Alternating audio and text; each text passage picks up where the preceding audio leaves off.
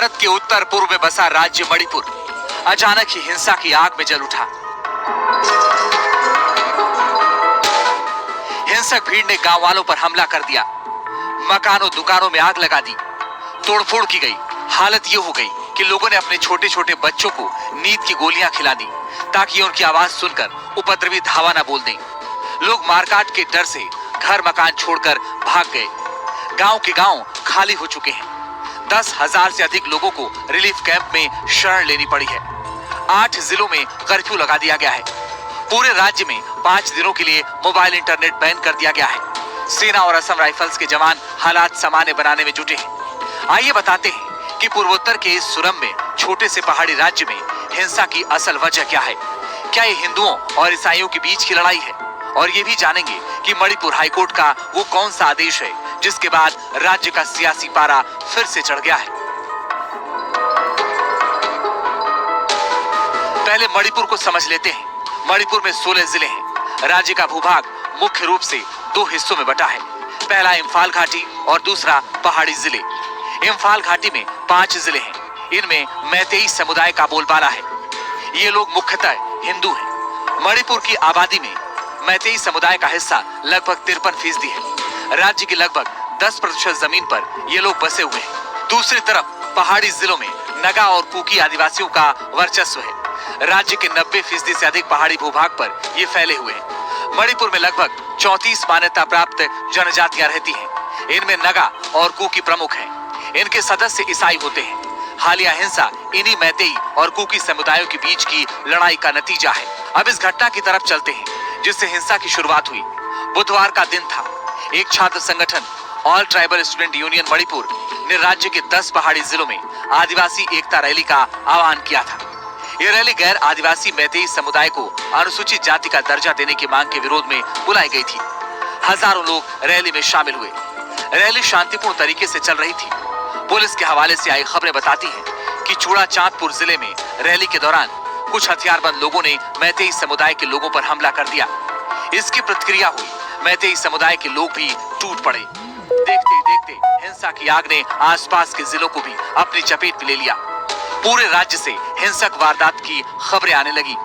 Police के अनुसार लगभग 3 घंटे तक हिंसा का तांडव चलता रहा। तमाम दुकानों और घरों को फूंक दिया गया। लोगों को बाहर निकाल कर मारा पीटा गया।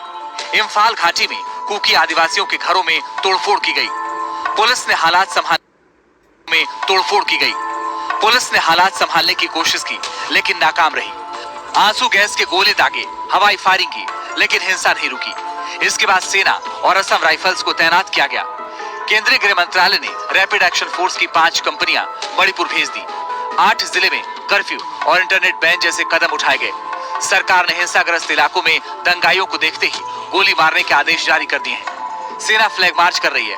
मणिपुर के मुख्यमंत्री बीरेन्द्र सिंह ने इस हिंसा को 2 वर्गों के बीच की गलतफहमी बताते हुए शांति की अपील की है। गृह मंत्री अमित शाह ने सीएम बीरेन्द्र सिंह से बात करके हर संभव मदद का भरोसा दिलाया है।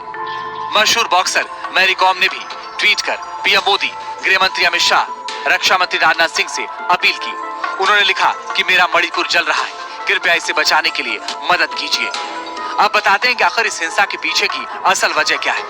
दरअसल मैतेई समुदाय लंबे अरसे से अनुसूचित जाति में शामिल किए जाने की मांग कर रहा है। ये मांग लगभग 2012 से चली आ रही है। Scheduled tribes demand committee of Manipur इसकी अगुवाई कर रहा है।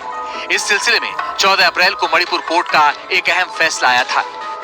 इसमें हाई कोर्ट ने राज्य सरकार से कहा था कि वह मैतेई समुदाय को एसटी श्रेणी में शामिल करने की मांग पर 4 हफ्तों के अंदर विचार करे और अपनी सिफारिशों को केंद्र सरकार को भेजे। मैतेई को एसटी श्रेणी में आरक्षण मिलना चाहिए या नहीं, इसे लेकर दोनों पक्षों के अपने अपने तर्क हैं। मणिपुर के एसटी समुदायों का कहना है कि मैतेई को ओबीसी और एससी का दर्जा पहले से प्राप्त है। राज्य के संसाधनों पर उसका हक पहले से ज्यादा है। अब उन्हें एसटी लिस्ट में जोड़ने से इस श्रेणी की आरक्षित नौकरियों और अन्य सुविधाओं में दूसरों का हक कम हो जाएगा। वहीं मैतेई समुदाय का कहना है कि 1949 में मणिपुर रियासत के भारत में विलय होने से पहले उसे ट्राइब सी माना जाता था। विलय के बाद उसकी पहचान खो गई। 1951 में मणिपुर की कुल आबादी में जहां उसका हिस्सा 59% था, वहीं 2011 की जनगणना में ये घटकर 44% रह गया।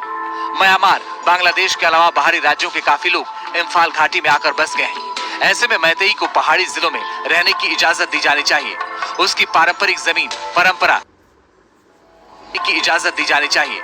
उसकी पारंपरिक जमीन, परंपरा, संस्कृति और भाषा को बचाए रखने के लिए ये दर्जा जरूरी है।